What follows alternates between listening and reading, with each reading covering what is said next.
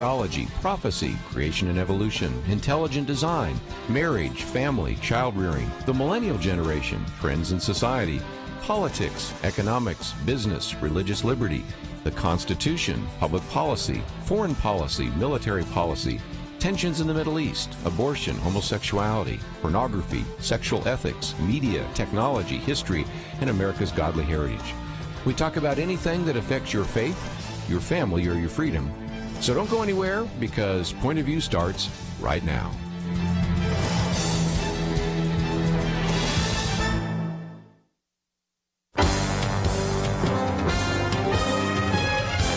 Across America, live, this is Point of View.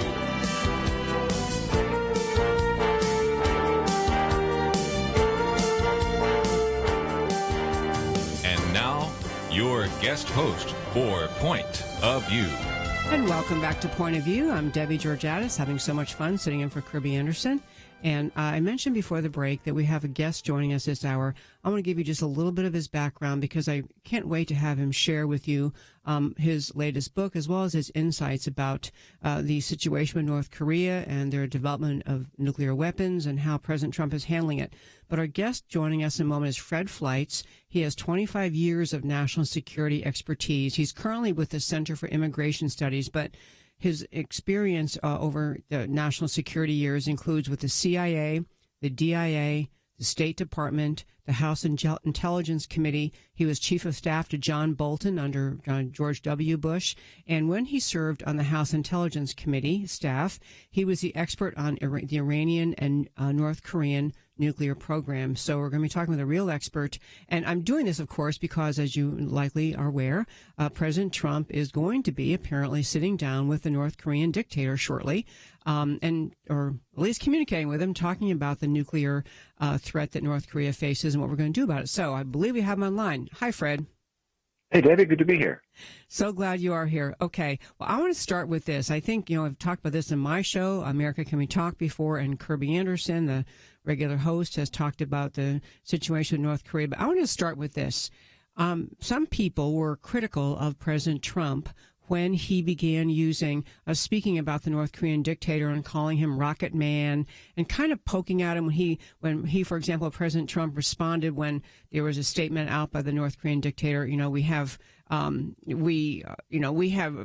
something that can reach America. We have nukes that reach America. And President Trump tweeted back, we have a bigger button and we know how to use it. So just to start with, is that a wise way or an unwise way for President Trump to deal with Kim Jong-un? Well, it's interesting. These national security experts and media talking heads said nothing when Barack Obama was pursuing a policy called strategic patience, which basically was a policy to ignore the North Korean threat and kick it to the next president. Yet President Trump takes a much more assertive approach, calls out North Korea at every opportunity. And when the North Korean dictator said on January 1st, I have a nuclear button, and Trump answered the next day, I have a bigger button, I know how to use it. These same officials are criticizing President Trump's policy as being inappropriate and for being a warmonger. The day after President Trump made that statement on January 2nd, 2018, North Korea turned back on a military hotline to the South because, frankly, the president has put the fear of God in the North Koreans because they realize this is the president who's prepared to take decisive action and that the use of military force really is on the table. And he substantially increased economic pain to the country with UN sanctions that he's actually enforcing. Previous presidents passed lots of sanctions. They passed a piece of paper at the UN, and then they walked away. But President Trump and his administration are actually pushing to have these sanctions enforced. So, and first of all, I listened to one of your interviews. And by the way, folks, if you are interested in hearing and reading more about Fred Fleitz, you can go to Center for Security Policy. Is it .com or .org? .org. .org. And you all, is Secure Freedom also the same thing, securefreedom.org? Securefreedom.org is also our website. Okay, that's easier to remember. Cancel that first one, securefreedom.org. That's a better one to mention. Okay, so I didn't even realize until hearing your tape, listening to it, preparing for the show, that the day after President Trump sent that tweet out, that the North Korean Kim Jong-un decided to reopen essentially a line of communication with South Korea. I mean, I didn't even see that reported anywhere. That's right. He turned back on the military hotline, which he turned off during the Obama years, and he expressed interest in negotiations with South Korea and possibly attending the Winter Olympics.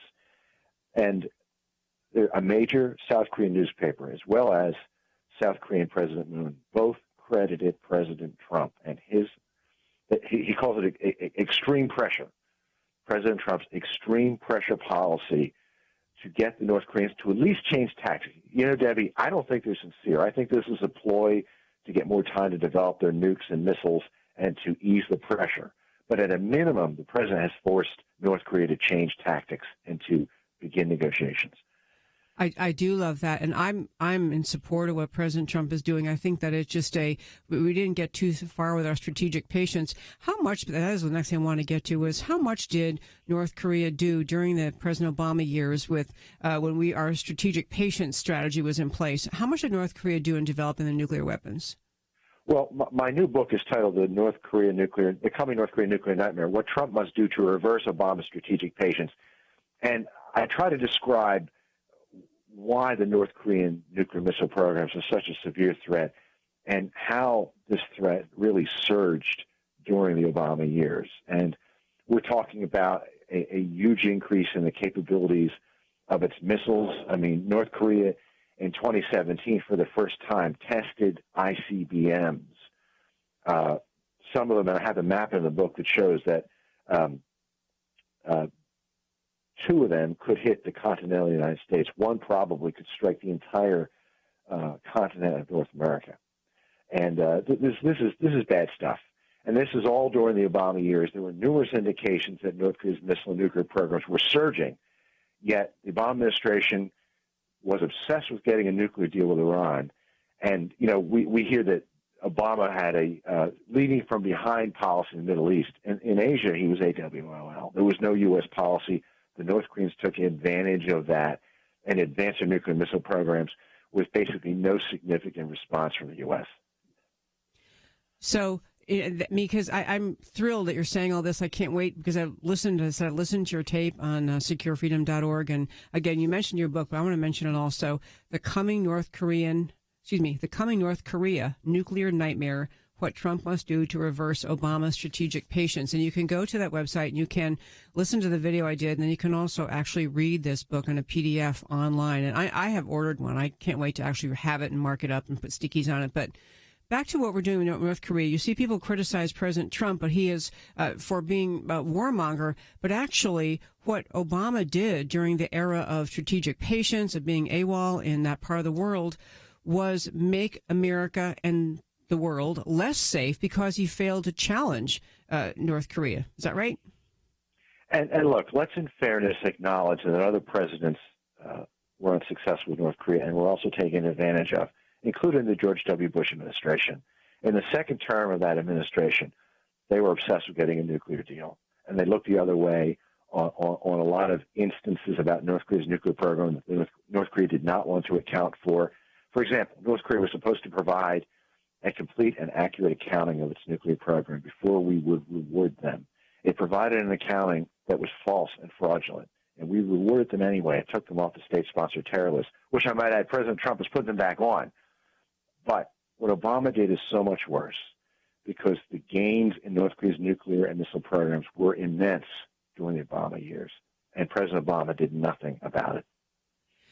This is so important to understand because it's important in terms of assessing what we think of what President Trump is doing based on what happened leading up to this time. President Trump didn't come in with a clean slate. He came in at a time when North Korea had been emboldened. We'll come right back after the break, folks. This is Debbie Georgatos filling in on Point of View. Come right back.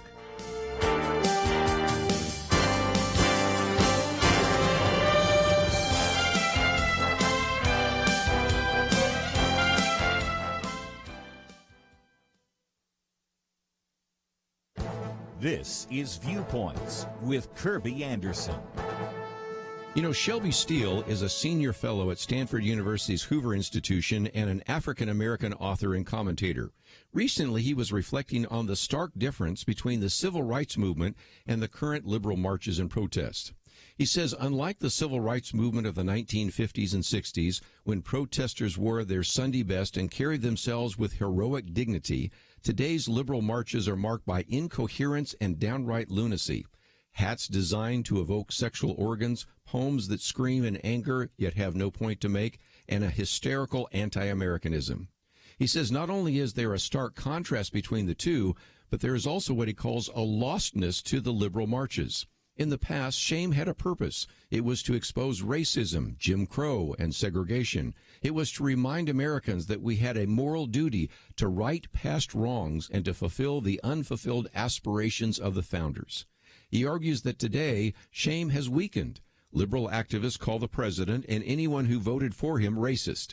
The reaction from the president and many others is to roll their eyes because they know that the term has been devalued. As I often say on my radio program, when everyone is called a racist, no one is a racist. The term loses any meaning. Shelby Steele puts it this way: bigotry exists, but it is far down the list of problems that minorities now face. I grew up black in segregated America, where it was hard to find an open door. It's harder now for young blacks to find a closed one. All of this is worth remembering when liberal activists take to the streets and pretend they're in the tradition of the civil rights marches. I'm Kirby Anderson, and that's my point of view. From Affirm Films, Paul, Apostle of Christ, starring Jim Caviezel, rated PG-13, in theaters March 23rd. Information at paulmovie.com.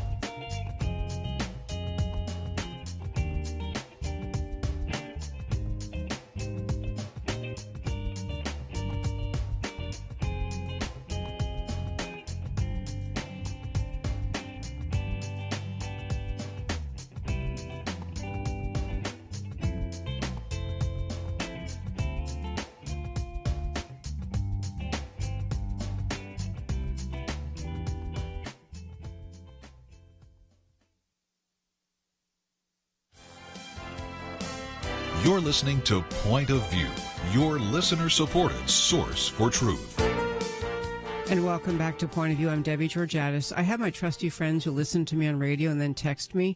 So one of my friends just texted to say that I had said the wrong name for your organization. I so apologize. We're speaking with Fred Fleitz, truly one of the national experts with respect to the North Korean nuclear program. And he is with the Center for Security Policy, which you can find at securefreedom.org. So, Fred, I want to go back and ask you, because one thing you said really struck me in the video I watched at your website, and that has to do with what is the primary goal or the starting out goal that North Korea has in building up such a very strong nuclear force? You talked about they're determined to reunite the Korean peninsula. Can you elaborate on that? Yeah, this is an important point because there actually are people in this country who don't see a problem with North Korea having nuclear weapons because they say, look, it's just a deterrent. The North Koreans want nuclear weapons just like we do to prevent another nation from attacking them. And the reason I call the book The Coming North Korean Nuclear Nightmare is the fact that it is absolutely clear that that is not the case.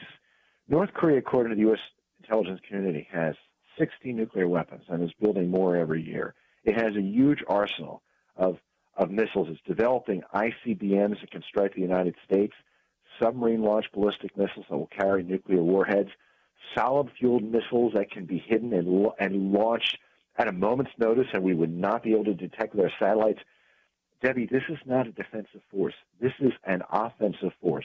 And the purpose of it, I think, is fairly clear, to forcibly reunite the Korean Peninsula under North Korea's terms in the future and to drive the U.S. from the region. And, I mean, Ambassador John Bolton, who I used to work for, he is absolutely certain about this, and that's why President Trump cannot kick this crisis down the road to the next president. You know, when you talk about and I'm glad you made that point too, I think there are many people who maybe don't pay as much attention as others to national security policy who think, well, who are we? Who is America to say, you know, we have nuclear weapons. Why can't North Korea have them? But the notion all by itself that Kim Jong-un is just irrational, dangerous, volatile, and you know, power hungry. The idea that he just would be developing these weapons just to protect himself is absurd. So he wants to reunite the North and South Korean peninsula. That's true. I did hear something during the Olympics that how the South Korean president is a little more left-leaning than we might like, and maybe a little bit amenable himself to the notion of reuniting the two countries. Is that right, or is that an exaggeration? Well, we got to keep an eye on President Moon, who comes from a tradition in North Korea of a progressive tradition that really would like to make deals with North Korea and take things off the table that we really should be dealing with. When Moon campaigned for president, and he became president last May, I think, he said he would meet with Kim Jong-un before he would meet with President Trump. And that was a gesture on how he was going to pursue a course of negotiations and frankly, appeasement that other presidents wouldn't do. But he didn't do that. He met with President Trump first because once he was in office and given the expansion of North Korean missile tests in 2017, I think President Moon saw the light that this is not the right way to go. And I'm very pleased to see the efforts by the Trump administration to work with and to stay in sync with President Moon. I know that Vice President Pence had a very productive meeting with Moon during the Winter Olympics. So I have some concerns, but so far I'm okay with the way Moon has handled this. But as I said, we need to keep an eye on him. Okay, I want to ask another thing about the North Korean president, Kim Jong-un, who just has, for example, put to death a scientist because one of the turtles at their aquarium died or whatever the animal was, and he has used a very large rocket launcher to put to death. I mean, he's just irrational, violent, volatile. Is it possible for President Trump to have a meaningful negotiation with a guy like that? I mean, can we ever count on that some deal they reach would be reasonable or enforceable? Man, I didn't know about the dead scientist, but I do know that news of executions in North Korea have increased over the last few months, probably because of the pain for economic sanctions. These are people who are trying to cheat the sanctions and go against government policy. We also know that over 100 government and military officials have been executed. Some of them have been burned to death with flamethrowers or killed with anti-aircraft missiles. Yeah.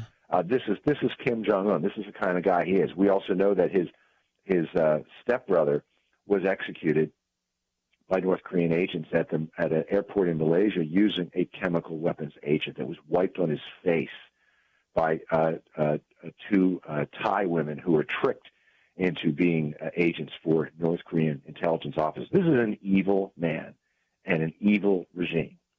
So, but I'll tell you, there's some other things that people don't generally know. There are questions as to the extent of how Kim runs the country. Are there malign forces behind him? I don't want to excuse him or give excuses for his behavior, but there is reason to believe there are people who manipulate him. The CIA director has said Kim does not actually understand what is going on in the world, that he's shielded. And I think exposing Kim to South Korean officials, and he never met a South Korean official until just after the Olympics. He's never met a foreign head of state. Wow. I think exposing him to the rest of the world, exposing him to South Koreans, having this summit with him and President Trump in Seoul and let him see the prosperity of Seoul, it can only help. I don't know if it'll solve the situation, but it could only help. I did not know that. That is amazing. I mean, I think anyone who follows politics knows at least the name of the North Korean leader, and you kind of assume, even though he's widely reviled as being violent and irrational and dangerous and all that, you still figure he's talking to some folks. That's actually a good segue into saying, isn't China's role in propping up North Korea is often discussed? How do you can China be part of getting some Kim Jong-un around being reasonable and dealing with the American negotiations? Debbie, we have long arguments about that in Washington. Now, I've been arguing a position that not all conservatives agree with, that China has really come along in terms of enforcing sanctions because of pressure from President Trump. And there's several reasons for this. Over the last couple of years, two major Chinese academics were permitted to write and speak about the threat from North Korea. One called North Korea a latent enemy. Another said that China has to prepare for the end of the North Korean state and putting another government in after it loses a war with the U.S. And one of these writers also said that North Korea's nuclear program is primarily a threat to China because one of these nuclear tests one day is going to leak radiation into China. Normally, no one in China would be allowed to publicly say these things, but the Chinese government didn't censor these guys, and their writings and speeches are available on government websites. I think North Korea has crossed a line for the Chinese, and there's an opportunity for us to work with China to put real pressure on North Korea. I think the Trump administration has had some success in doing that. China's still an adversary. I think it would prefer to use North Korea as a proxy to counter U.S. influence in the region. But now China is seeing the U.S. influence is growing because of the North Korean threat. So I think there's some opportunities with China. I would think even China permitting those two articles you just mentioned be published were a bit of a signal from China to North Korea. Don't think we're on your side forever, right?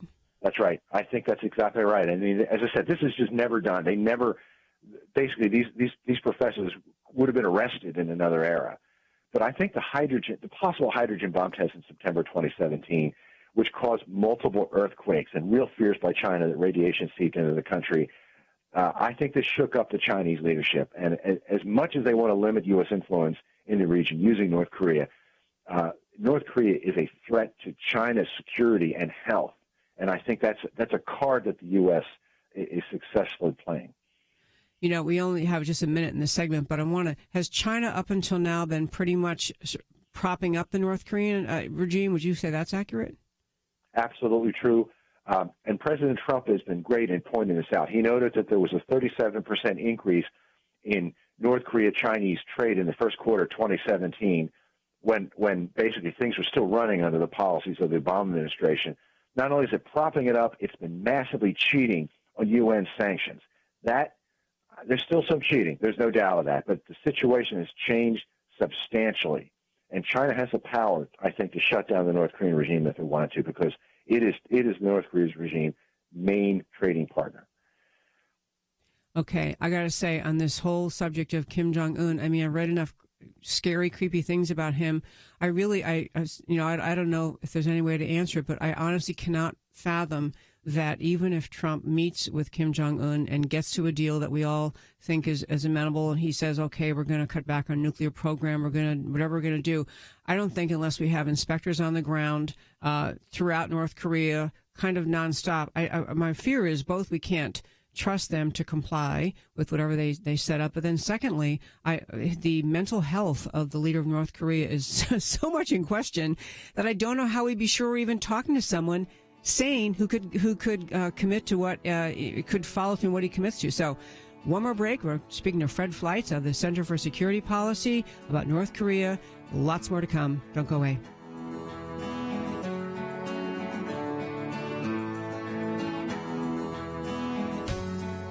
From Affirm Films, the studio that brought you Risen and War Room, comes Paul, Apostle of Christ. Two men challenged an empire in order to live out the gospel of Jesus Christ and spread their message to the world. Where sin abounds, grace abounds more. Starring Jim Caviezel.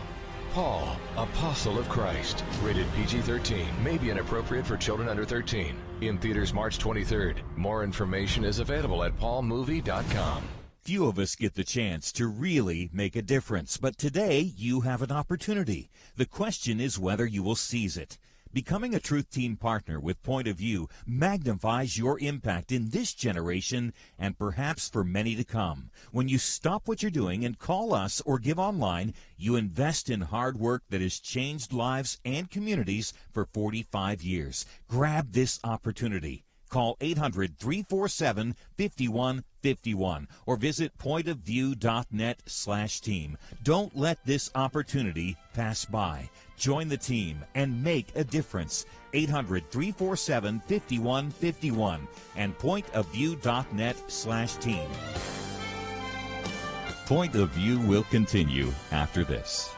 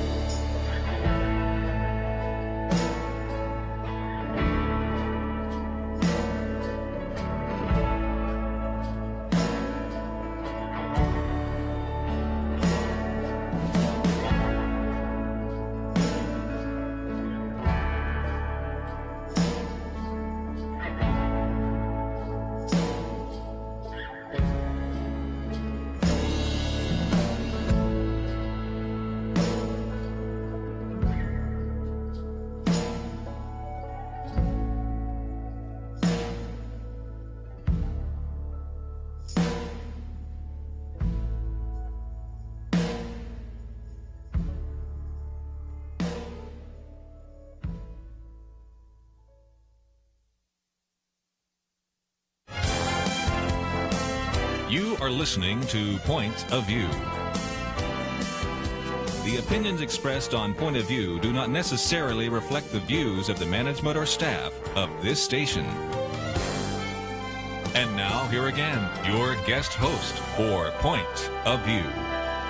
And welcome back. I'm Debbie Georgatos, filling in for Kirby Anderson, and we're speaking this afternoon with Fred Fleitz. He is a renowned expert, a national expert on the North Korean administration, North Korean nuclear program, the author of a new book, The Coming North Korea Nuclear Nightmare, What Trump Must Do to Reverse Obama's Strategic Patience. And I really urge you, if you are not that familiar with this issue, to go to the website.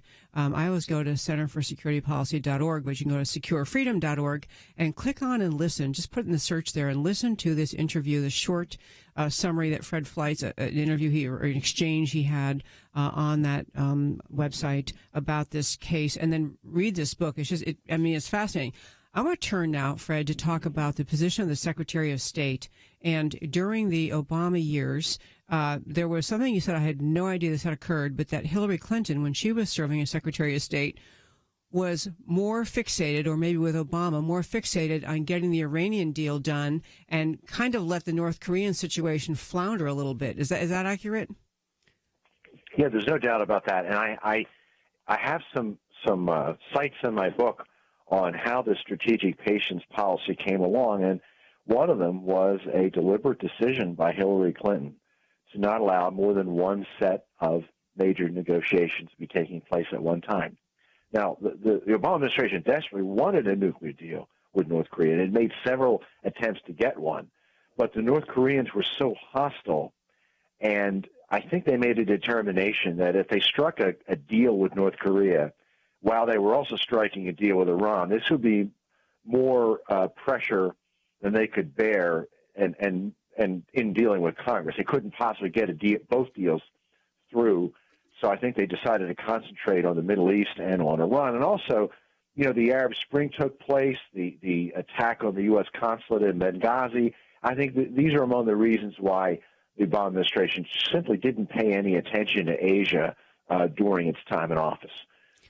You and I have talked on other shows, both on my show, America Can We Talk, and here on Point of View, about the Iranian deal that the Obama administration chose to focus on instead. And that deal was, again, a similar idea of trying to get a dangerous rogue government to back off from their nuclear ambitions. And I guess you can give a quick summary of how well we did with the Iranian deal. I'd love to have you just remind our listeners how well that didn't go. Well, the 2015 nuclear deal with Iran, the Joint Comprehensive Plan of Action, basically the Obama administration was desperate to get an agreement, so they allowed Iran to continue to enrich uranium. Iran will be given a reactor that will be a source of plutonium, a heavy water reactor. And it was allowed to give an incomplete and false accounting of its nuclear program. And in exchange, it got billions of dollars in sanctions relief. And we had a swap deal in which we paid $400 million to release, I think, 5 U.S. prisoners for 18 Iranians. Now, the Americans being held by Iran were innocent and hadn't done anything other than maybe being Christians.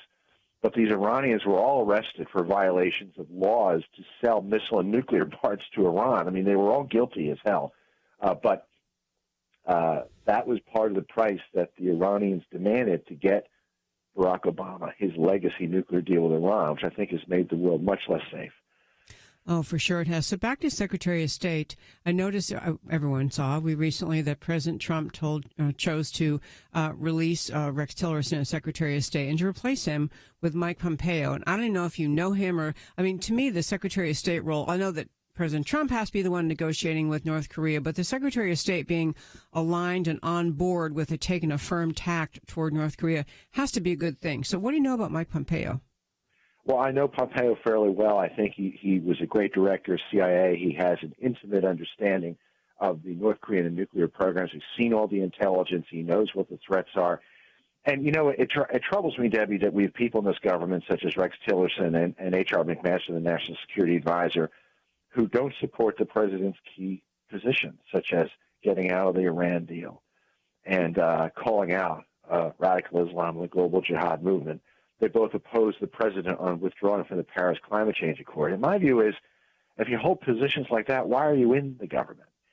And the left is saying, the president's trying to surround himself with yes men. That's not true. Pompeo's not a yes man. But Pompeo, also a Secretary of State, is not going to take his private differences with the president in public and talk to the press and undermine what the president wants to do on the global stage. Especially in the political environment in Washington, where it's so hypercritical and so tense and so divided, and that idea that you would have a top official in the Trump administration, given how the media and the left attacks everything that President Trump does, to have a top official, going ahead and out there in public critiquing the president is just, it's unbelievable. On Tillerson especially, I was going to say, isn't Tillerson, he was saying he did not think that he thought we should leave the Iranian deal alone. Is that right? Tillerson thinks that, and so does McMaster. And every time that a decision came up to renew the agreement, the president had this big fight with his advisors that they didn't want to get out of it. And the problem is he chose advisors who, on paper, seemed to be great choices, but they were too close to the Washington establishment, yep. The Washington foreign policy professionals who love agreements and don't see Iran as a threat. And they were too close to the Obama administration. I don't mean Tillerson and McMaster, but the establishment, too close to the Obama administration. They were both bad choices. They sure were. Okay, so if we do this deal, if President Trump actually meets with, I'm hitting back my point, but if President Trump actually has this meeting with North Korean dictator and crazy man, rocket man, Kim Jong-un, do you think it's a realistic goal to say we're going to get North Korea to agree to just drop, to destroy all their nuclear weapons? Is that a reasonable goal?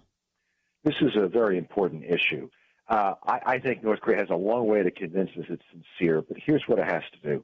First of all, the 3 innocent Americans it's holding prisoner, they have to be released by the time the talks begin. That should be non-negotiable. But in terms to prove us that it wants to denuclearize, there has to be a halt in nuclear missile tests. There have to be comprehensive inspections of nuclear missile facilities. Nuclear weapons and missiles have to be disassembled, the parts sent out of the country. Nuclear fuel has to be sent out of the country, and there has to be a complete and accurate accounting of North Korea's nuclear and missile programs. And if there's inspections, the inspectors have to go everywhere. Inspections in the past, both Iran and North Korea, would not let inspectors to go into critical facilities and areas. That can't happen again. If North Korea was to do all these things, we could start talking about that it just might be sincere. We'll see. Yeah, well, that is what I worry about, because the Iranian deal, as everyone knows, we struck a deal with Iran where essentially we couldn't, even though we had inspectors, and that was touted by Obama and his team as, well, of course we have inspections, but they couldn't inspect the most relevant areas and military installations, which is no inspection at all then. And so I'm assuming President Trump is a little tougher on that, but I can't imagine in how militarily isolated and just isolated from the world that North Korea is, that they're ever going to have it. I just can't envision this. I mean, do you really think it's possible that they'll begin to let inspectors in? I think this is just a ruse, and we're going to have to keep increasing the pressure. But look, let's give them an opportunity to do the right thing. These are the minimum requirements for an agreement. I think the president should make that clear. Let's see what they do. I don't think they're going to seize this opportunity, but, there is an opportunity. The president created one. Let's hope that the North Koreans seize it. The other thing I've always wondered about, and I love that you're such an expert on North Korea. We may have to get in the next segment to get the answer to this, but when you've had a country living under this Kim Jong-un, isn't he the third generation, his family leading this country? Not leading, yes. He is dictating this country. So how do you ever emerge from that in a country where, to me, I'm really getting it. I think Kim Jong-un has to go. I don't know whether, I'm not an expert like you are, but the idea of just saying, you can't lead this country because you're crazy, or we say it in a nicer way, but the ability of America to get to an agreement that actually keeps the continent safe, actually takes away nuclear weapons from him, I don't know if that's going to happen under him. And then even if that could happen and the inspections get started, I don't know how ultimately North Korea you can go forward with him as a president, given the multi-generational, tyrannical, dictatorial leading of that country. And I also don't know how a country like that, and I guess we've, in the world before, we've had countries come out of communist control and move into toward freedom, but I feel like the people in North Korea don't even know how to be free. And I know that's a huge thing, so we're going to go up to break here in just a minute, but I guess I really want to get to, what if you're a negotiator and you're really trying to help North Korea? Is there a way to get Kim Jong-un out of there to start with? Can we ever get him out of their leadership? And then two, how do you lead these people toward a more rational government? Or is that even ever going to happen? And I feel, you see those aerial maps of North Korea is dark and just the capital city has light, and South Korea is full of industry and light and activity and freedom and capitalism. I don't know how we ever get there with Kim Jong-un in place, but maybe that's just my bias. So you can think about in the break. Give us the magic solution how we're ever going to get North Korea back to a sane nation. I'm Debbie Georgatos on Point of View, filling in for Kirby Anderson, talking to Fred Fleitz. I'm right back.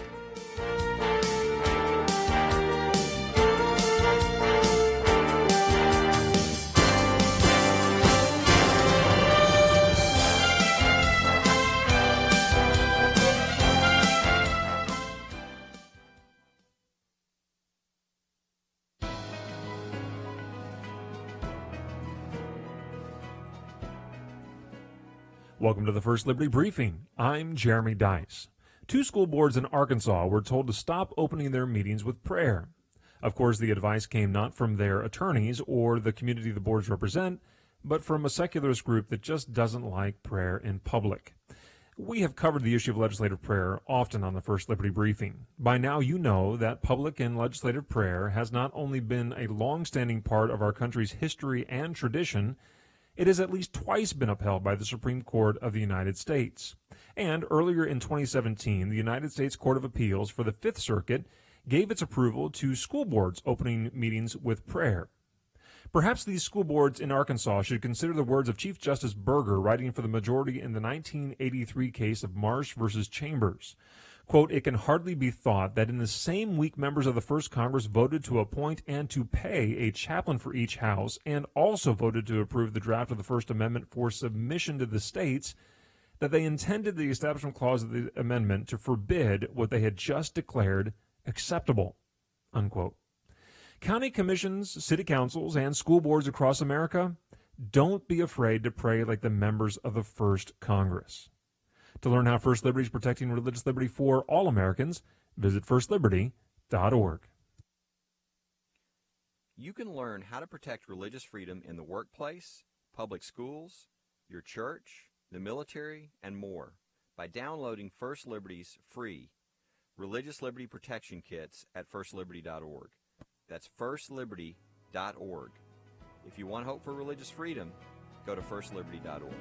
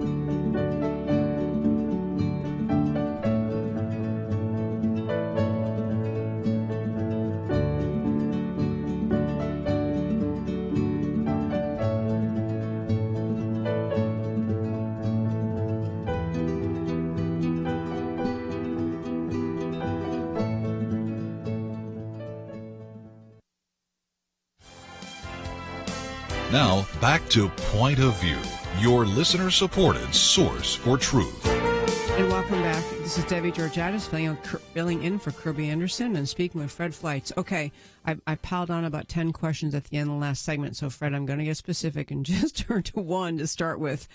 First of all, before I do that, I want to encourage our listeners to go to the securefreedom.org website to get the book. We're speaking with author Fred Fleitz. The new book is The Coming North Korea Nuclear Nightmare, What Trump Must Do to Reverse Obama's Strategic Patience. And again, to make clear to our listeners, what is our belief about North Korea's nuclear capacity right now? Do they really have how many weapons, how much, and could they really reach America? Could the weapons reach America? Well, I describe in the book that North Korea's nuclear arsenal is what Donald Rumsfeld might call a known unknown. We know they have some type of nuclear device. We don't know whether they've been miniaturized to be carried in missiles. We know they have nuclear devices that are fairly powerful because the detonation in September 2017 was about 250 kilotons, which was 25 times the size of its prior nuclear test, and substantially larger than nuclear tests by Pakistan and India, which are understood to have more advanced nuclear weapons programs. Do they have a hydrogen bomb or not? We don't know. The experts are divided on that, but I think we have to assume that they don't have one. They'll have one soon. CIA Director Pompeo has said that North Korea is months away from being able to fire a nuclear warhead at the United States using an ICBM. My view is he might be right, they might be further behind, or they may already have that capability. The accuracy of the missiles is unknown, but the United States is a big country, and frankly, it could be, if the North wants to fire a nuclear warhead at us, as long as they have the range, that might be all they need. They do need a reentry vehicle for a nuclear warhead to survive the pressure and temperature of descending into the atmosphere. It's unclear that they have that. The North Koreans might be developing what's called EMP, electromagnetic pulse weapons. That is a way they could use small nuclear warheads detonated at high altitude to precipitate an EMP event that would destroy the U.S. power grid and our electronics. It's a terrible threat, and there's many experts, including my boss, Frank Gaffney, who've been warning that North Korea and Iran have been developing EMP weapons. He's been warning about this for years. Last September, after North Korea tested its supposed hydrogen bomb, Kim Jong-un bragged that he is developing these weapons. And this would be a way for a nation with a small nuclear arsenal to leverage it to do enormous damage against our nation. I love that you're pointing out that President Trump's aggressive conduct, his aggressive words, his actions, his statements, his just willingness to send a different signal to Kim Jong-un, much as it is denigrated by the kind of left and the peaceniks, has really caused the North Korean leader to realize, I actually am facing someone who really might not let me continue my antics, let me continue growing weapons and developing weapons. So I love that he sent that message to him. And I'm glad that there's going to be this coming negotiation, and I'm glad that we have President Trump leading the charge and not just allowing the continued proliferation of weapons there. But I get back to my question, maybe there's no answer. I want you to tell me, Fred, an answer that solves everything. That's what I really want. But short of that, the notion, do we think we have to have the negotiations, but isn't it at some point going to be necessary to just in some way remove Kim Jong-un because he is not a rational leader with whom we can negotiate or whom we can trust?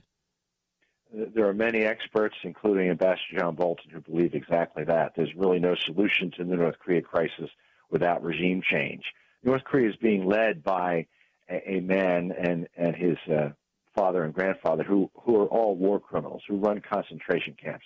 A huge percentage of the North Korean population is in multi-generation imprisonment. Basically, you commit a crime, your descendants are in prison too, and they are being, the torture and the conditions in these prisons is absolutely abhorrent. Unspeakable. And he's staying in power through terror. That's why there have been so many executions. So anyone who might challenge him, they don't think about doing that because they'll be killed. There are instances of North Korean officials at official rallies. If they don't applaud hard enough, they're arrested. They're sent to prison. So you see these rallies where Kim Jong-un is speaking. Look at those officials, how aggressively they're clapping, because they know if they don't, they'll be arrested, and they might be shot. He executed his uncle, who was trying to negotiate an improved economic relationship with China. And his uncle supposedly was killed with anti-aircraft guns, and his aides were killed too. And there are other aspects of this that are simply too grisly to say on the air.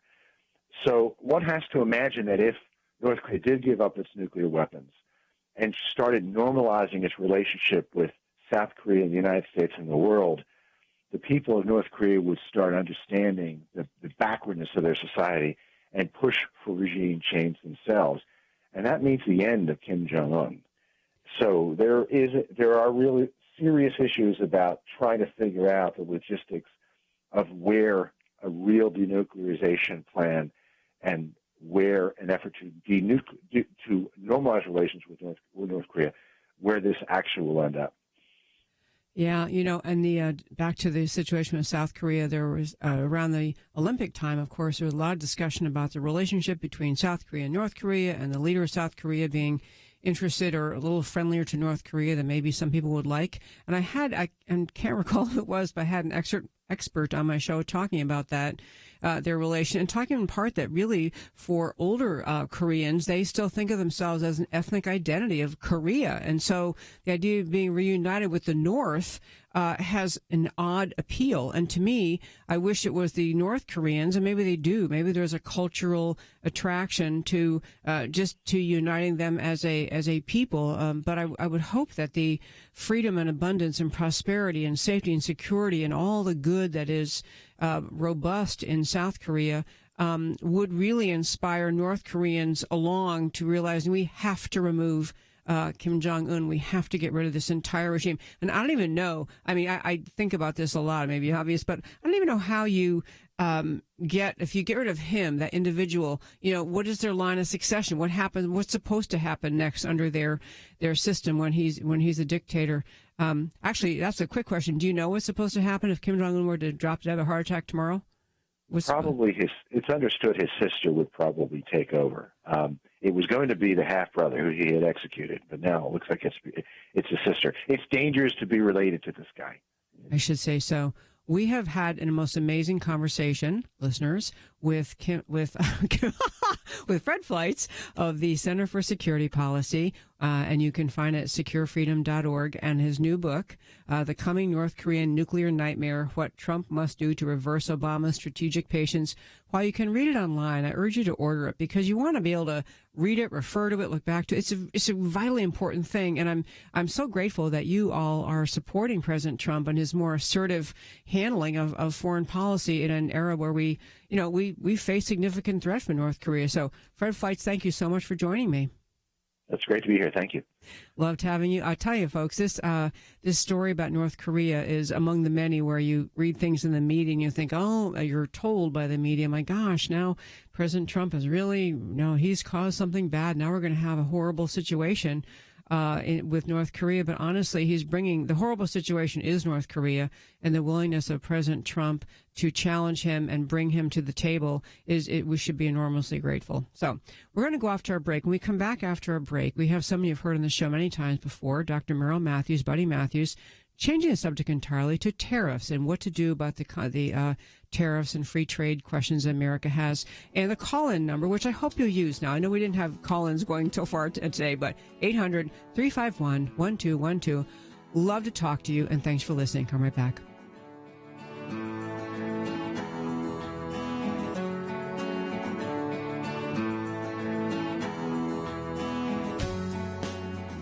From Irwin Brothers Entertainment comes I Can Only Imagine. The untold true story of Mercy Me's Bart Millard and the power of redemption and forgiveness. My dad was a monster, and I saw God transform him. I didn't think that God could do that.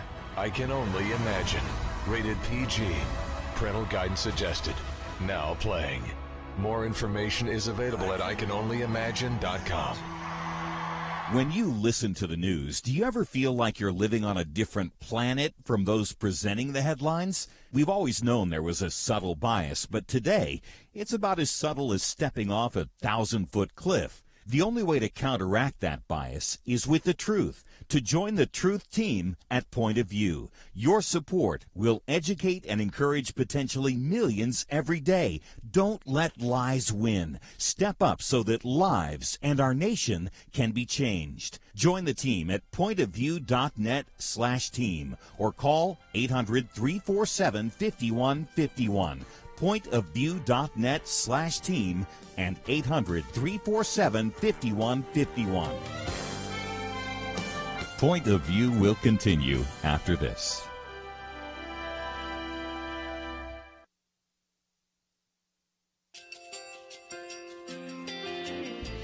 I just want to thank you so much for all the wonderful programming you have. They're just absolutely fantastic. I recently started listening to Point of View, and I really found it interesting because of the different subjects you cover. Thank you for that.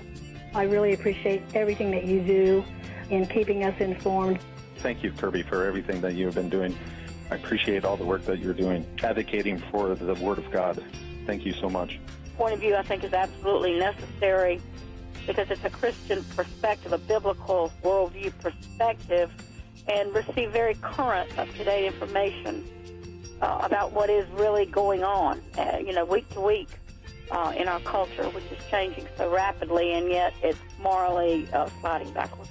Yeah, first of all, I think y'all's program is wonderful, and enjoy it every day. I learn so much every time I listen to it.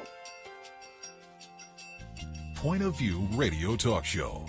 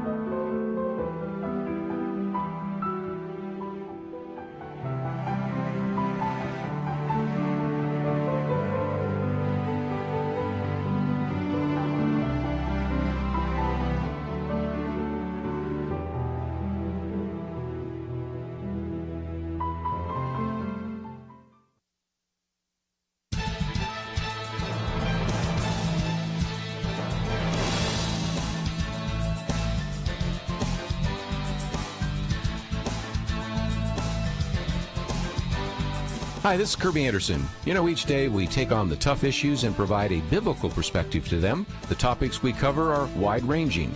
Apologetics, theology, prophecy, creation and evolution, intelligent design, marriage, family, child-rearing, the millennial generation, trends in society, politics, economics, business, religious liberty, the Constitution, public policy, foreign policy, military policy, tensions in the Middle East, abortion, homosexuality, pornography, sexual ethics, media, technology, history, and America's godly heritage.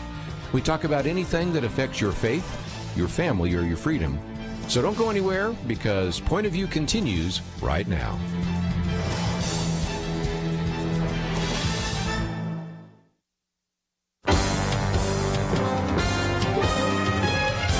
Across America, live.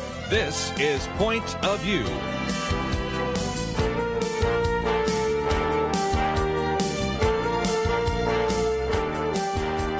And now, your guest host for Point of View. And welcome back to the third hour of Point of View. I'm Debbie Georgatos, filling in for Kirby Anderson. Just love doing this. We're changing subjects entirely, and I also did want to encourage our callers. I know I've been on these topics that probably a little bit hard to call in on, and you might want to call in on this current topic. We're going to be talking about tariffs and the ongoing discussion in Washington about increasing or not increasing tariffs. So the call-in number here on Point of View is 800-351-1212. And we have in studio a guest. You've heard his voice, and in fact, I think he's hosted this show. Haven't you hosted this show? I have. You have, okay. So we have Dr. Merrill Matthews, also known as Buddy Matthews, joining us, and we're really going to try to talk about the tariff discussion. I want to start with just really basics, because President Trump ran for to be president in large part arguing about bringing jobs back to America. Mm-hmm. And he really wanted to say, we're not going to surrender manufacturing to other countries. We're going to, in America, we're going to have jobs in this industry, in many industries. So among the things I think he was trying to argue was that, we have to use trade policy as a way to encourage businesses back here. So he talked recently about the steel tariffs, and I guess just to start with, where are we in this? What has President Trump done? What is he talking about doing on tariffs at this time? President Trump has imposed tariffs on Chinese steel and some others, and aluminum, 25% tariff on steel, 10% on others. He raised the possibility of imposing it upon European Union countries, Canada, Mexico, and other countries. Interestingly, the European Union trade minister came to the U.S. on Tuesday, I believe it is, and for 2 days of negotiations and discussions with our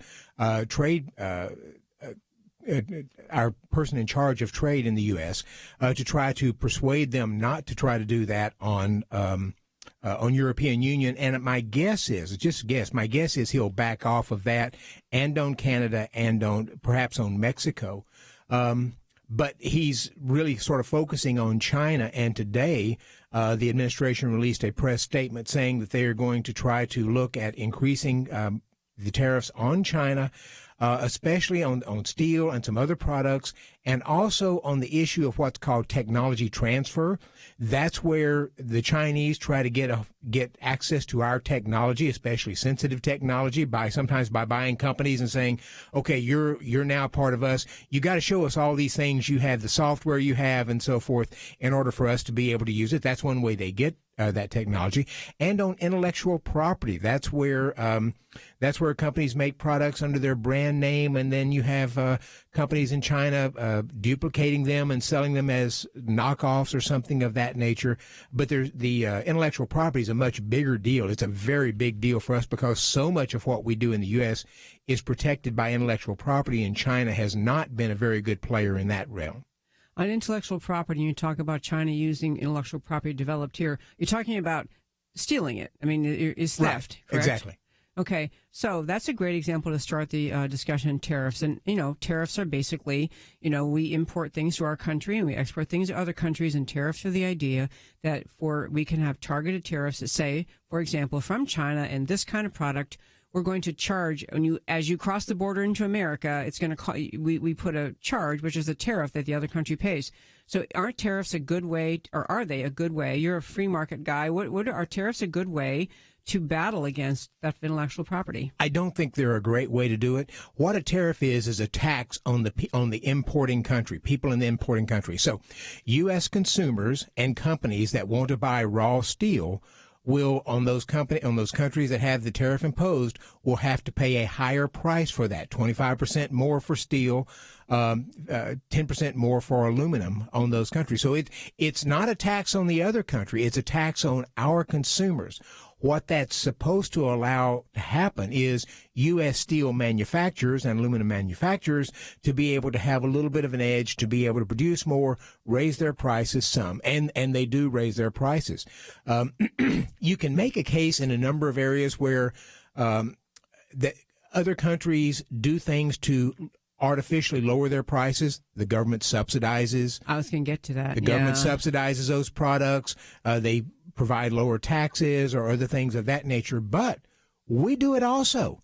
Remember, Foxconn is moving to Wisconsin, and the state of Wisconsin provided $3 billion in tax breaks to Foxconn to come there and said it's manufacturing up there.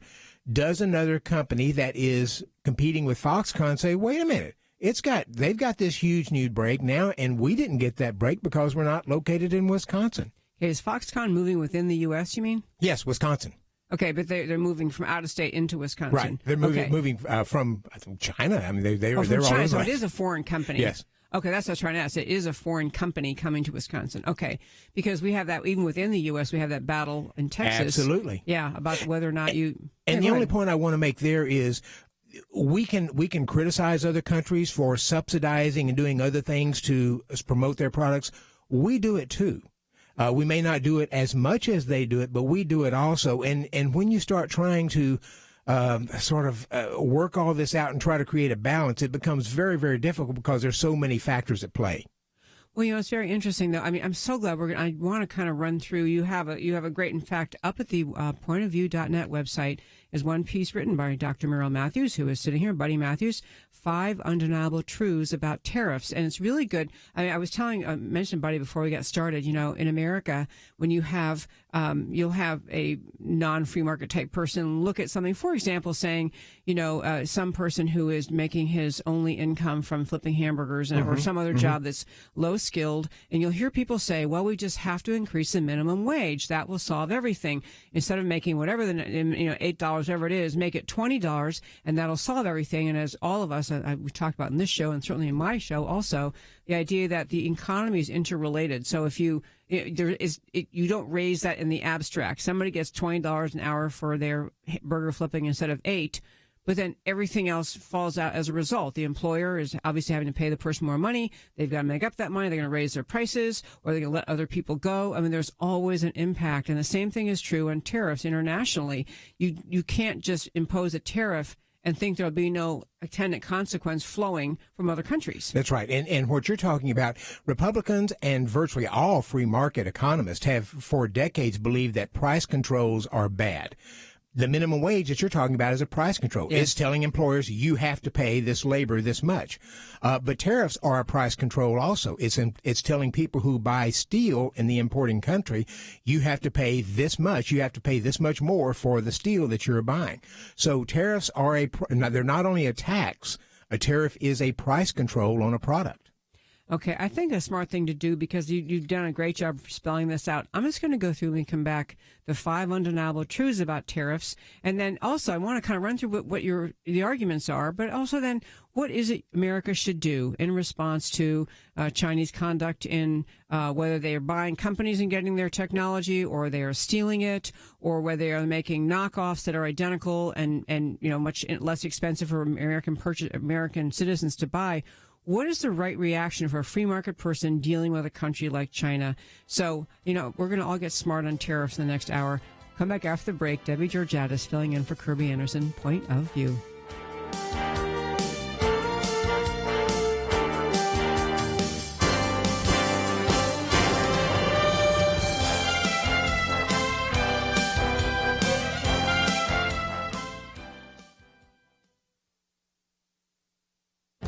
This is Viewpoints with Kirby Anderson. You know, Shelby Steele is a senior fellow at Stanford University's Hoover Institution and an African-American author and commentator. Recently, he was reflecting on the stark difference between the civil rights movement and the current liberal marches and protests. He says, unlike the civil rights movement of the 1950s and 60s, when protesters wore their Sunday best and carried themselves with heroic dignity, today's liberal marches are marked by incoherence and downright lunacy. Hats designed to evoke sexual organs, poems that scream in anger yet have no point to make, and a hysterical anti-Americanism. He says not only is there a stark contrast between the two, but there is also what he calls a lostness to the liberal marches. In the past, shame had a purpose. It was to expose racism, Jim Crow, and segregation. It was to remind Americans that we had a moral duty to right past wrongs and to fulfill the unfulfilled aspirations of the founders. He argues that today, shame has weakened. Liberal activists call the president and anyone who voted for him racist. The reaction from the president and many others is to roll their eyes because they know that the term has been devalued. As I often say on my radio program, when everyone is called a racist, no one is a racist. The term loses any meaning. Shelby Steele puts it this way: bigotry exists, but it is far down the list of problems that minorities now face. I grew up black in segregated America, where it was hard to find an open door. It's harder now for young blacks to find a closed one. All of this is worth remembering when liberal activists take to the streets and pretend they're in the tradition of the civil rights marches. I'm Kirby Anderson, and that's my point of view. From Affirm Films, Paul, Apostle of Christ, starring Jim Caviezel, rated PG-13, in theaters March 23rd. Information at paulmovie.com.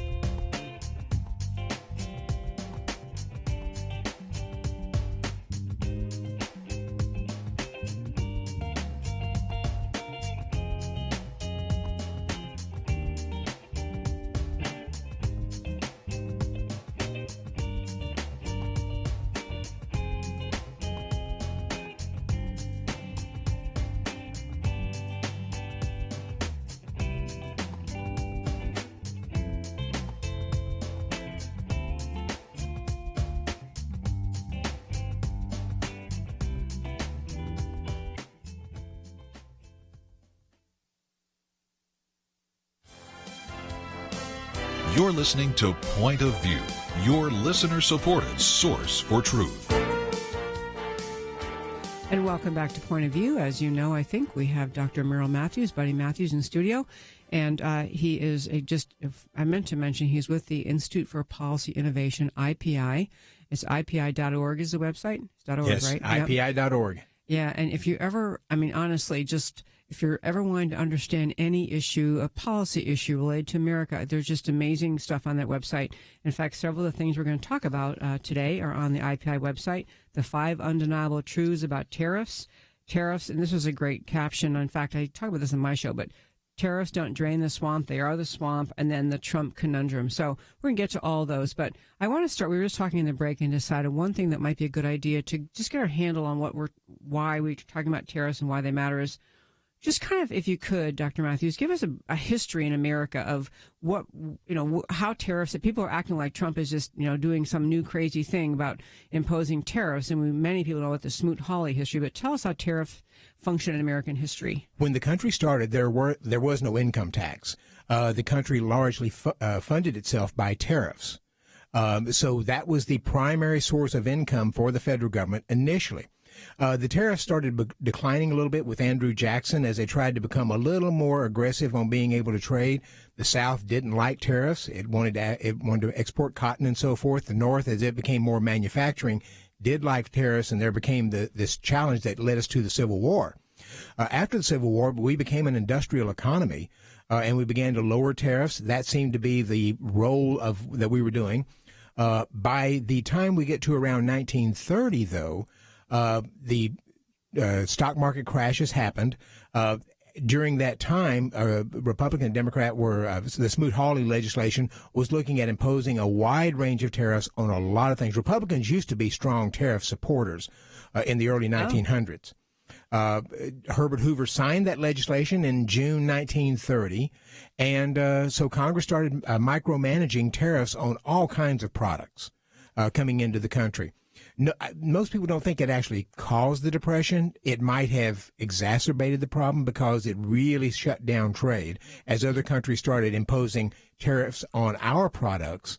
After the World War II, though, the U.S. became a sort of a leader in trying to move towards free trade with what a thing called GATT, General Agreement on Tariffs and Trade.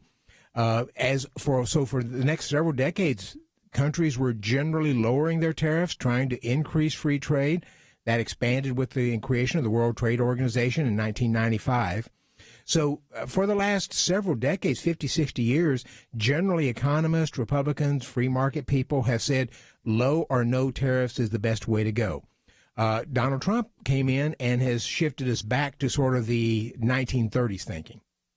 Okay, back to 1930s thinking before we get off on what's happening currently. The Smoot-Hawley tariffs, they were imposed because we were already in a financial crisis. Right. And so what was the reasoning that would have made them think that that was a way to get us out of the Depression? They thought that by imposing those tariffs and therefore keeping most production and consumption in the U.S., it would actually increase the economy and boost the economy. It did just the opposite.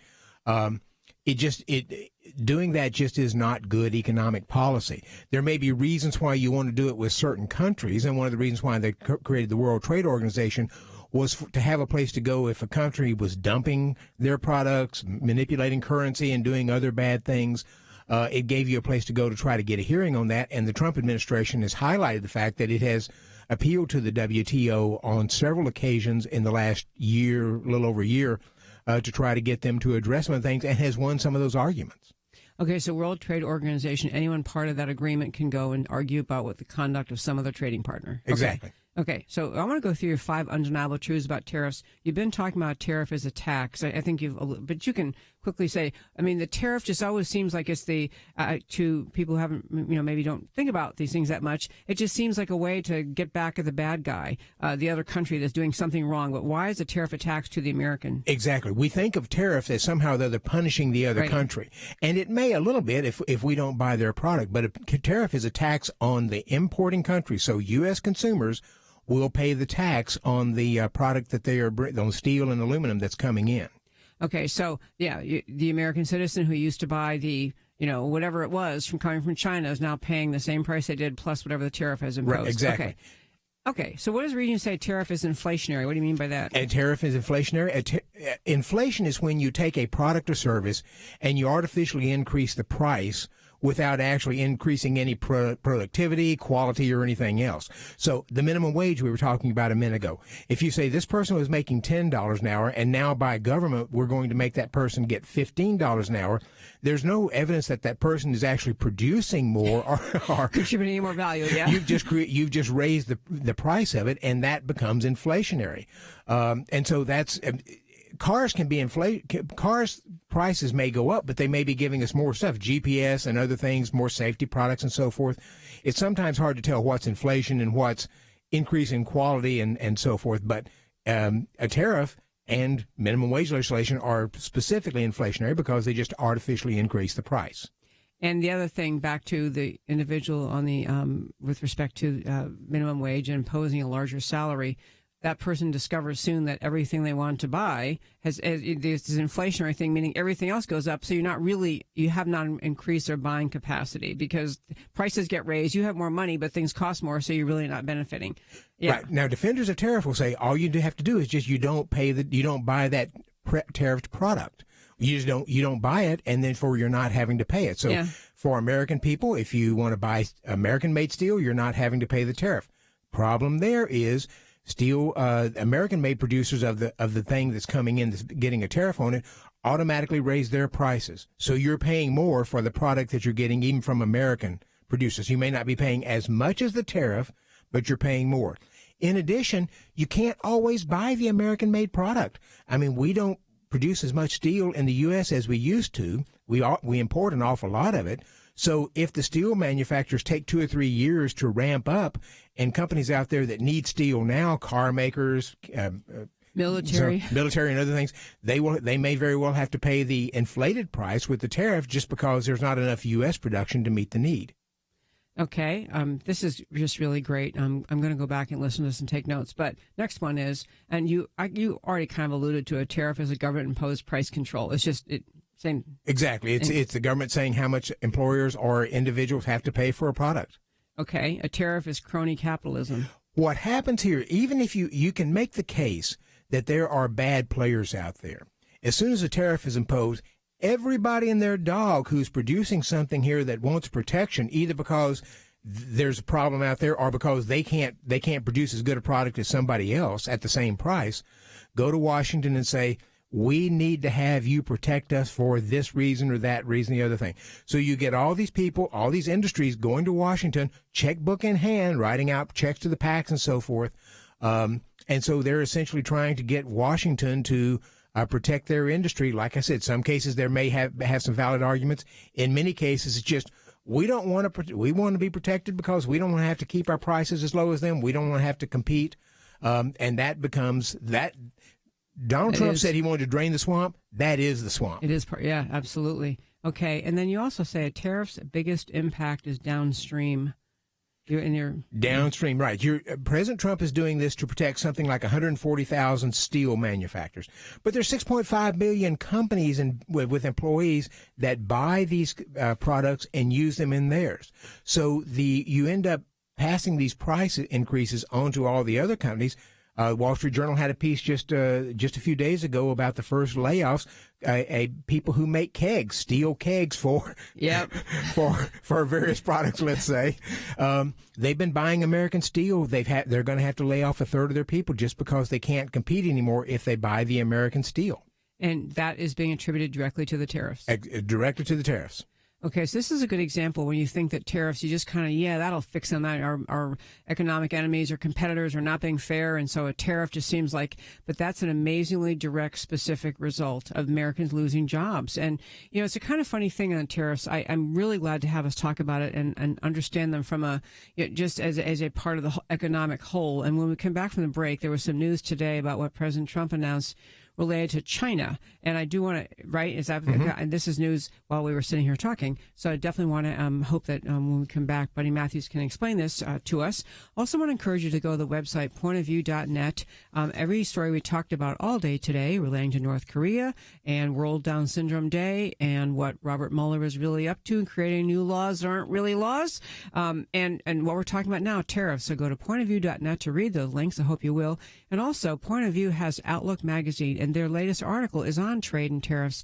So go to the website, check that out. And if you're not a donor to Point of View, I urge you to consider doing that. It's a donation-driven show every day, every week, every year, and love having your support. Debbie Georgatos with Dr. Merrill Matthews on Point of View. Come right back.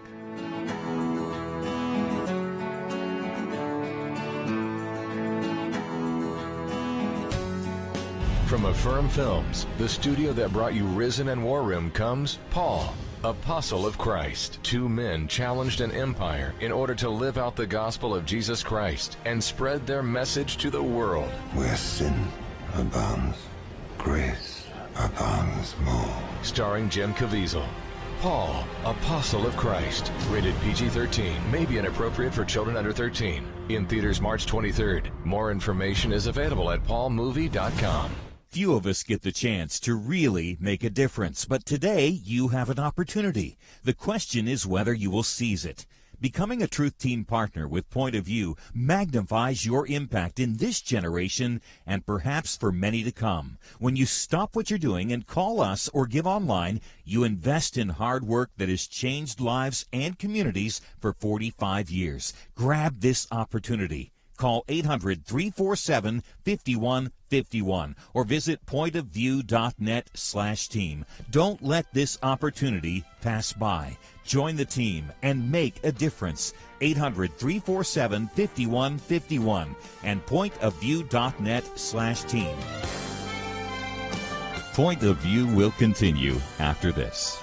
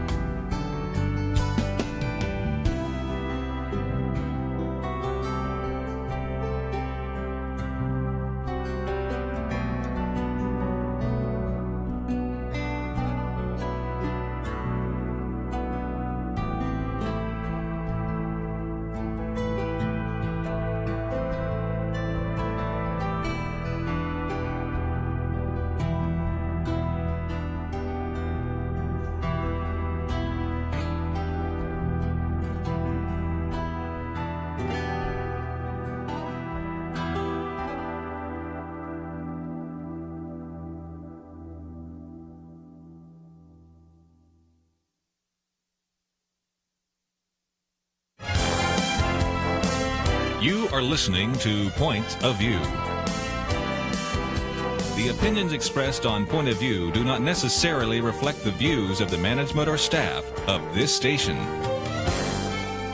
And now, here again, your guest host for Point of View. Hello there, Debbie Georgatos, filling in for Kirby Anderson. Love being here. I have Dr. Merrill Matthews in the studio. Buddy Matthews, been on the show many times. We're talking about trade and tariffs, and I think this is an area where if you didn't happen to be an economics major or don't particularly focus on these things, the intuitive feel people have when they elected President Trump was they wanted someone to stand up for American industry. They love the idea of, and I love the idea of jobs coming back to America and not having, all jobs abroad, all the kind of a pro-American message that President Trump has.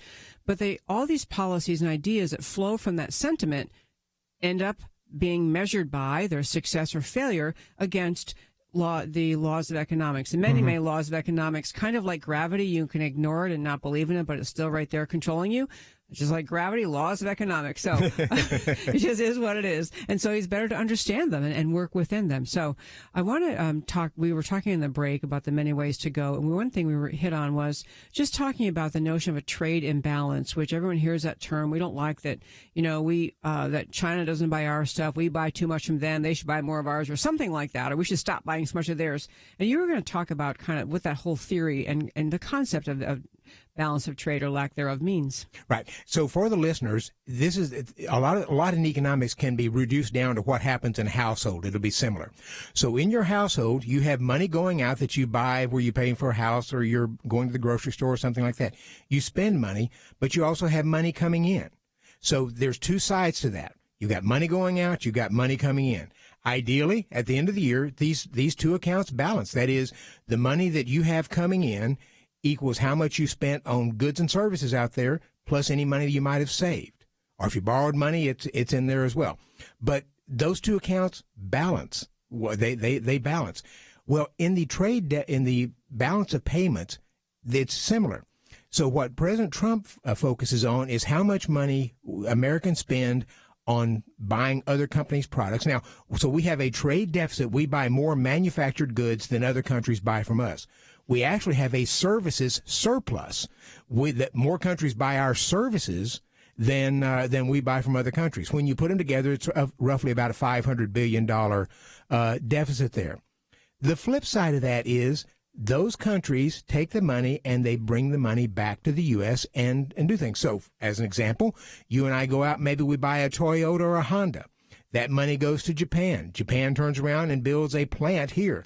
What Donald Trump is focusing on is you and me buying the Honda and not the fact of Honda or Toyota coming and building a plant here. Those accounts balance. One's called the current account. That's where we buy goods and services from other countries. That's what he focuses on. The other's called the capital account. That's the money that comes back and is invested here.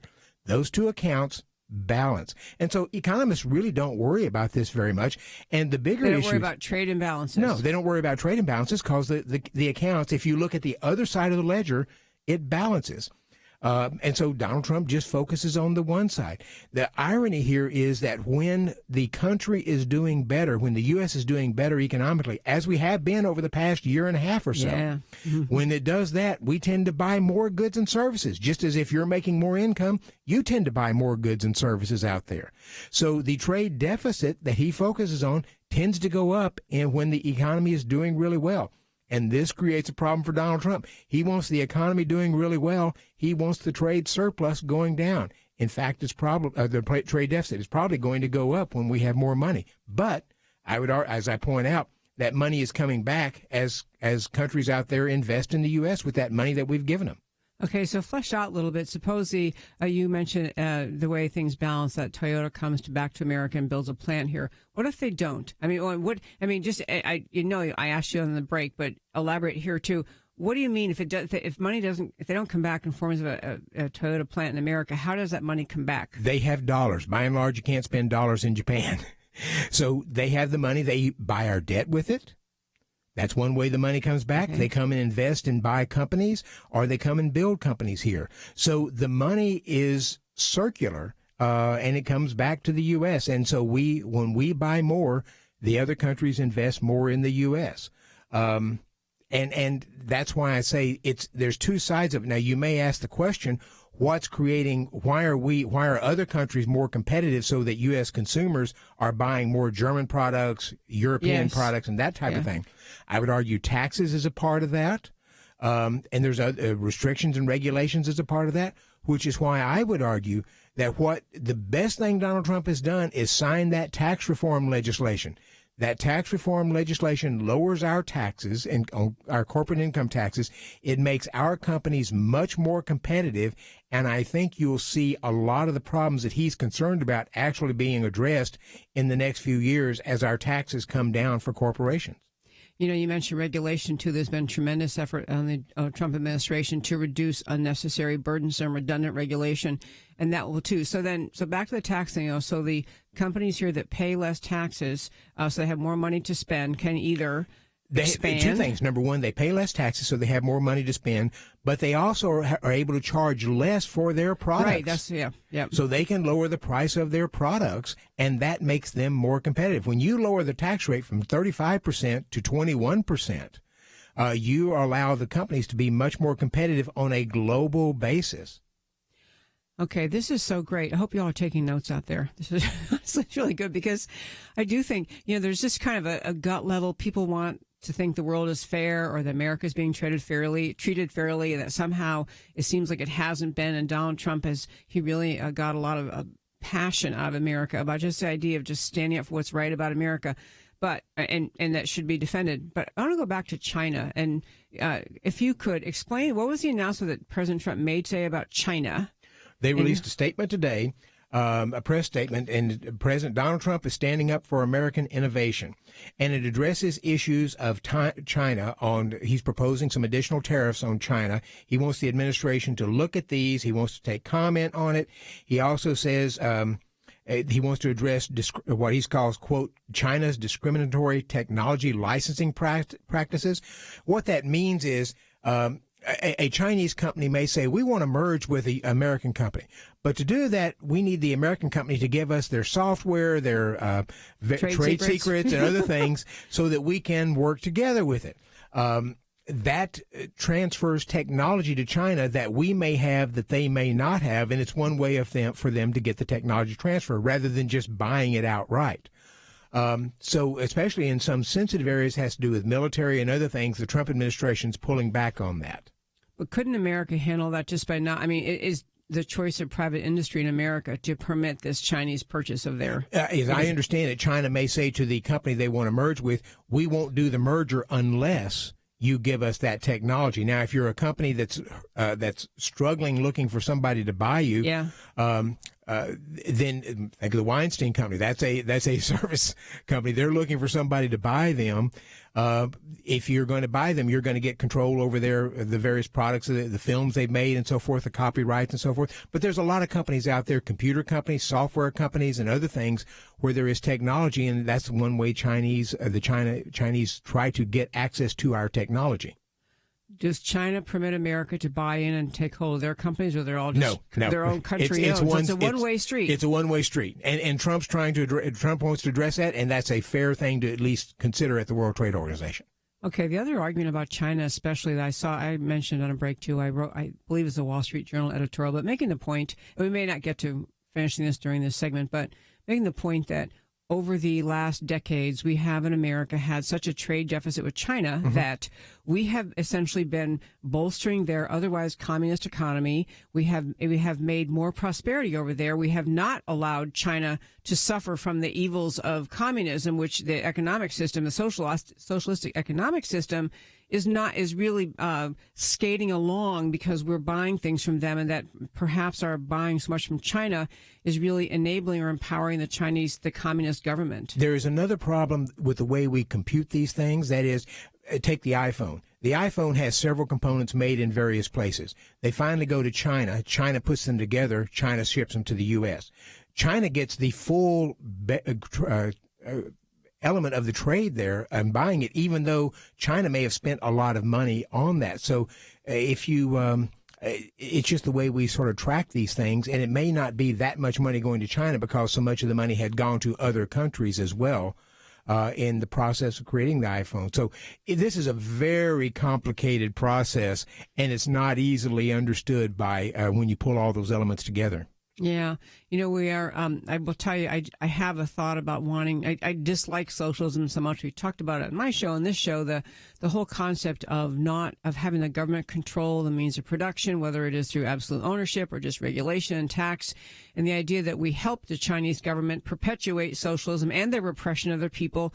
I like considering that aspect, but I still, at the end of the day, as you say, we have benefited from much that we have imported from China. So, one last break. These 3 hours have raced by. Come back. One last segment. Dr. Merrill Matthews, Debbie Georgatos on Point of View.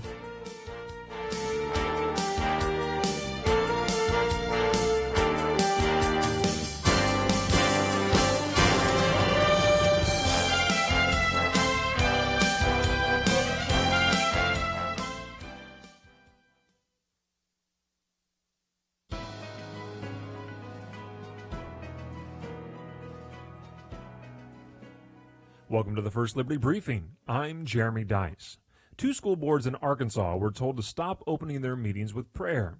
Of course, the advice came not from their attorneys or the community the boards represent, but from a secularist group that just doesn't like prayer in public. We have covered the issue of legislative prayer often on the First Liberty Briefing. By now you know that public and legislative prayer has not only been a long-standing part of our country's history and tradition, it has at least twice been upheld by the Supreme Court of the United States. And earlier in 2017, the United States Court of Appeals for the Fifth Circuit gave its approval to school boards opening meetings with prayer. Perhaps these school boards in Arkansas should consider the words of Chief Justice Berger writing for the majority in the 1983 case of Marsh versus Chambers. Quote, "It can hardly be thought that in the same week members of the First Congress voted to appoint and to pay a chaplain for each house and also voted to approve the draft of the First Amendment for submission to the states, that they intended the Establishment Clause of the amendment to forbid what they had just declared acceptable." Unquote. County commissions, city councils, and school boards across America, don't be afraid to pray like the members of the First Congress. To learn how First Liberty is protecting religious liberty for all Americans, visit firstliberty.org.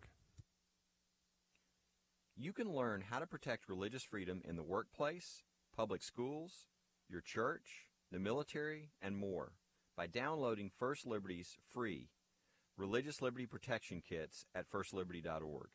That's firstliberty.org. If you want hope for religious freedom, go to firstliberty.org.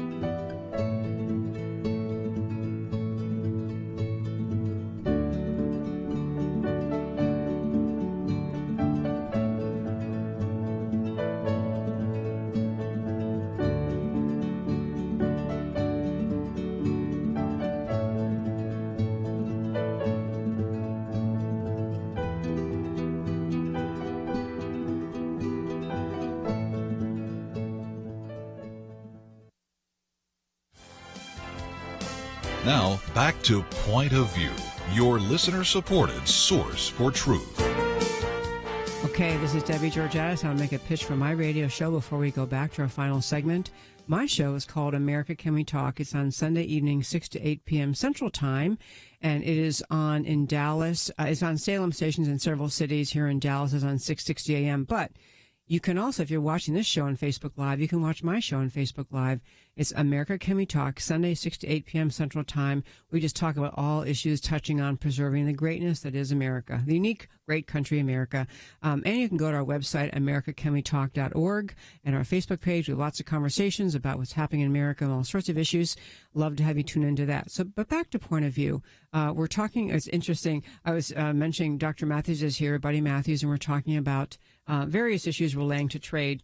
And we were talking about some in the break, so it's our last segment, so we're going to talk fast. Here's one. We were talking about how, what do you do? What is the answer of other countries that, for example, I read some other countries will supplement their airline. And so you don't really have a privately, like American Airlines has to make it or break it here in America. But if you're competing with some other country that the government supplements their airline, how is that? I mean, that's a violation. You're not starting at free trade before you start. Right. And one of the reasons why the Trans-Pacific Partnership, that was a trade agreement among 12 Pacific oriented nations, was trying to go through and lower these as a major agreement. The President Trump sort of said, we're not doing that anymore.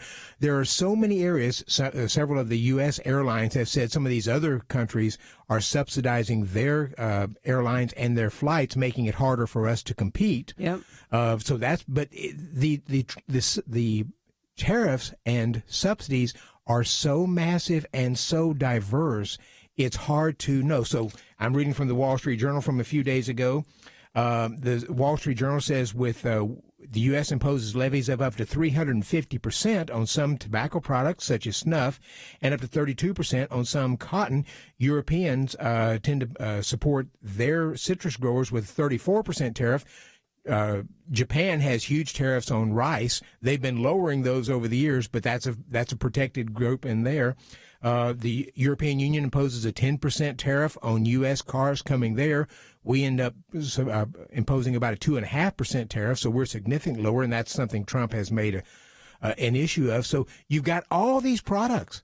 Some of them have higher tariffs, some lower tariffs, some have government subsidies, some have other kinds of subtle supports from various ways.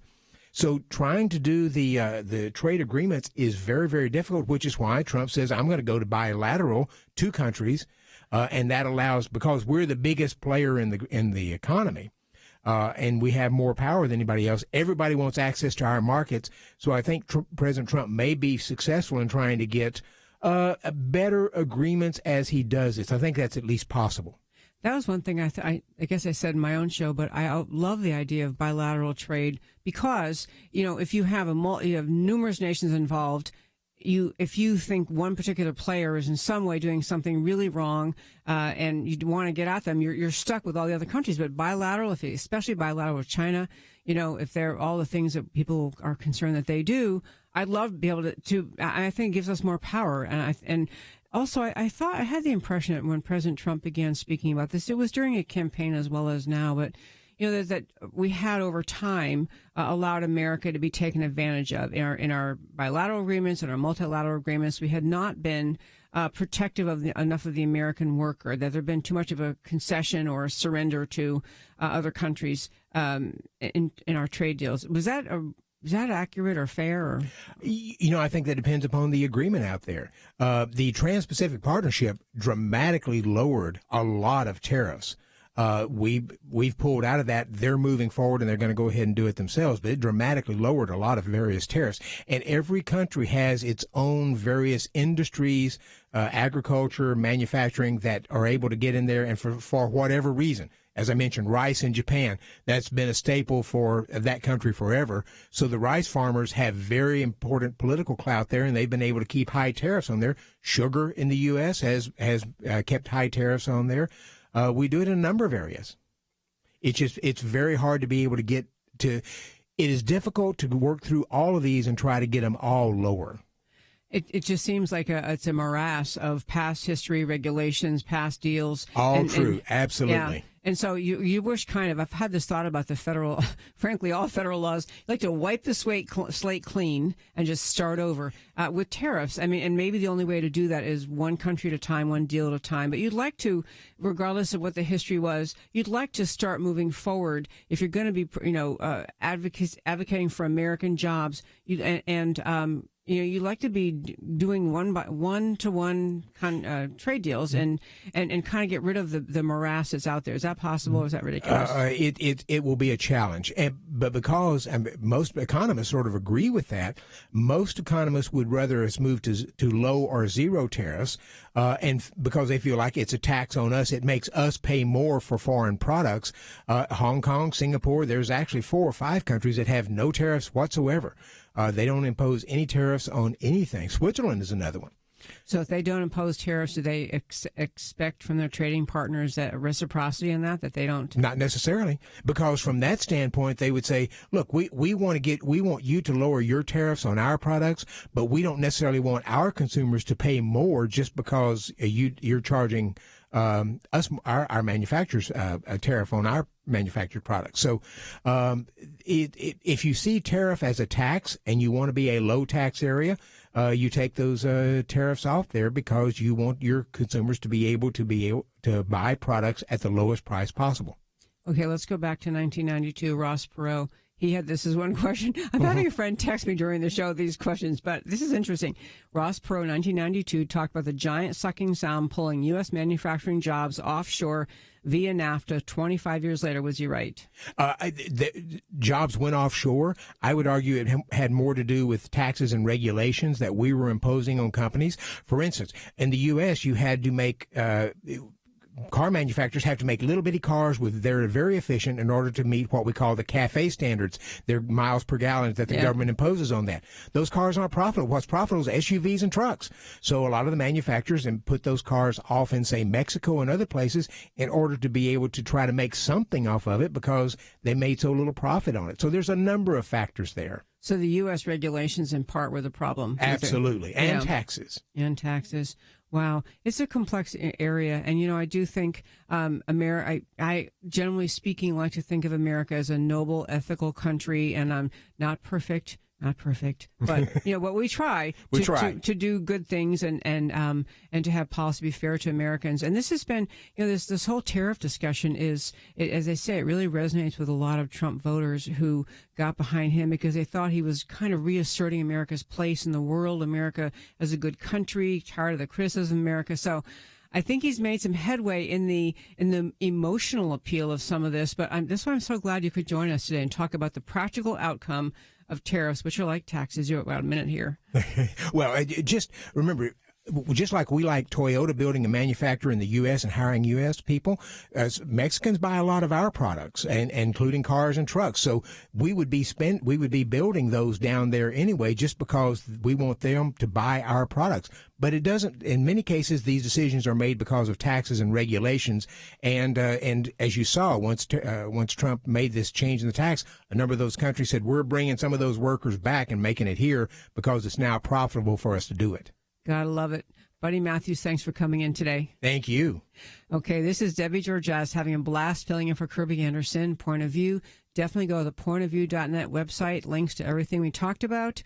Remember that the subject of trade is in the Point of View Outlook magazine this month.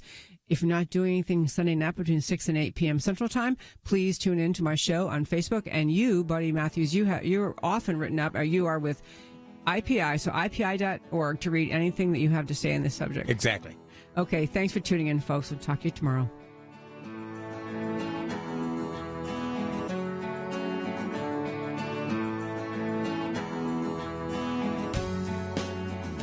From Irwin Brothers Entertainment comes I Can Only Imagine.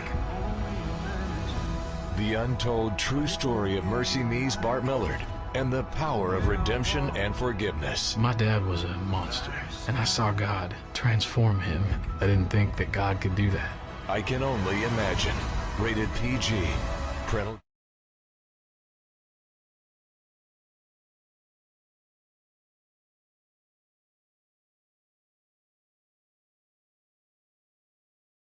And from those presenting the headlines, we've always known there was a subtle bias, but today it's about as subtle as stepping off a 1,000-foot cliff. The only way to counteract that bias is with the truth. To join the Truth Team at Point of View, your support will educate and encourage potentially millions every day.